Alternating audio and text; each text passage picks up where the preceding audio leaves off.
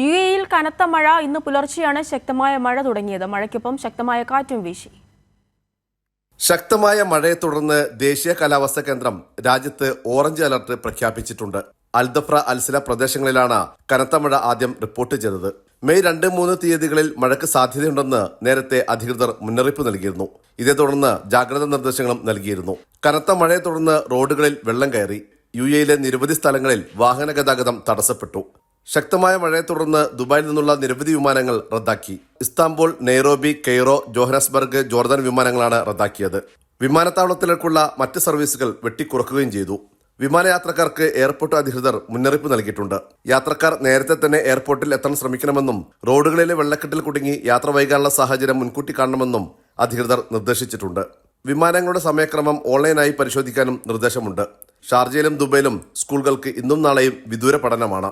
ജീവനക്കാർക്ക് work from home അനുവദിക്കുന്ന കാര്യം പരിഗണിക്കാൻ കമ്പനികൾക്ക് നിർദ്ദേശം നൽകിയിട്ടുണ്ട്. ശക്തമായ മഴയുടെ പശ്ചാത്തലത്തിൽ രാജ്യം അതീവ ജാഗ്രതയിലാണ്. T Jamaluddin, Kairali news, Dubai.